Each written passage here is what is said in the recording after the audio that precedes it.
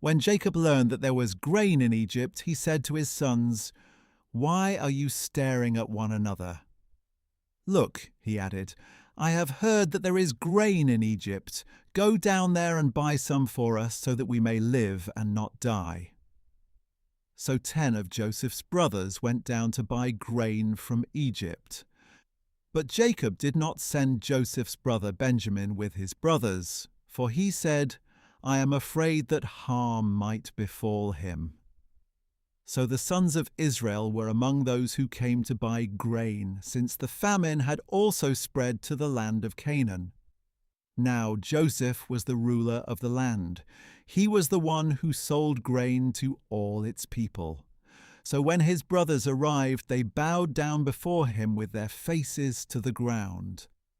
And when Joseph saw his brothers, he recognized them, but he treated them as strangers and spoke harshly to them. "Where have you come from?" he asked. "From the land of Canaan," they replied. "We are here to buy food." Although Joseph recognized his brothers, they did not recognize him. Joseph remembered his dreams about them and said, "You are spies. You have come to see if our land is vulnerable." "Not so, my lord," they replied.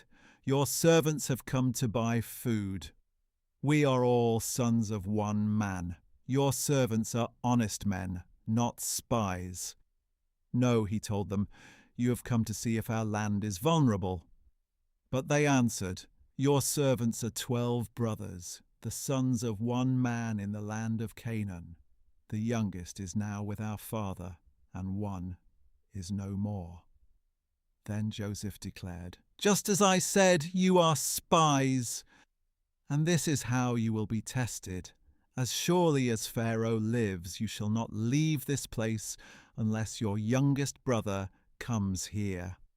Send one of your number to get your brother. The rest of you will be confined so that the truth of your words may be tested. If they are untrue, then as surely as Pharaoh lives, you are spies." So Joseph imprisoned them for 3 days. And on the 3rd day he said to them, "I fear God, so do this and you will live.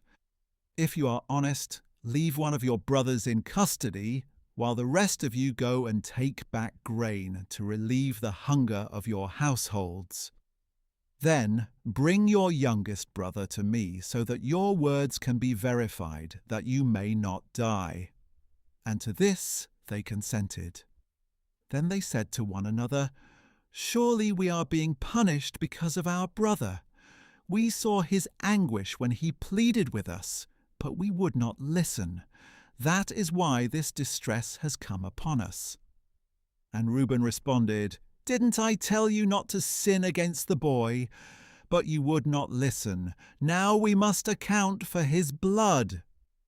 They did not realize that Joseph understood them, since there was an interpreter between them. And he turned away from them and wept.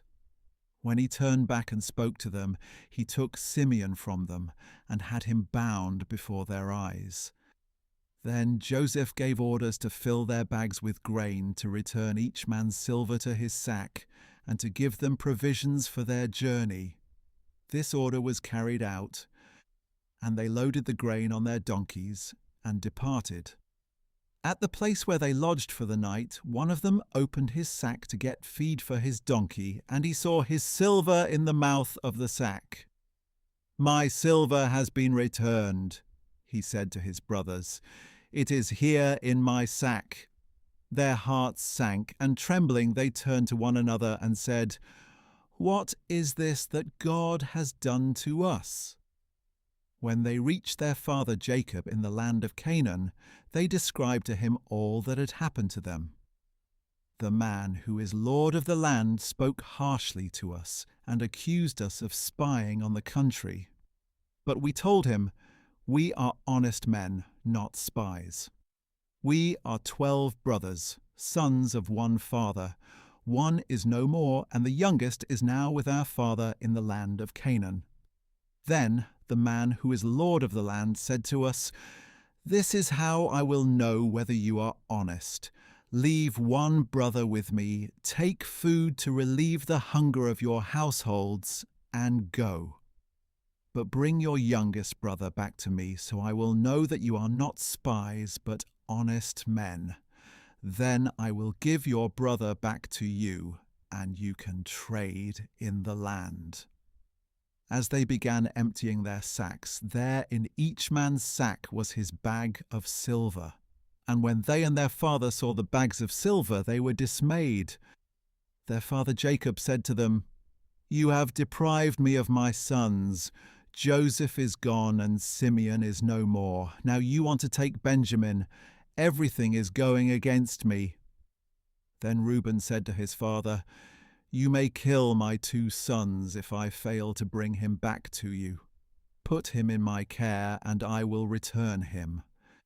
But Jacob replied, "My son will not go down there with you, for his brother is dead, and he alone is left. If any harm comes to him on your journey, you will bring my grey hair down to Sheol in sorrow.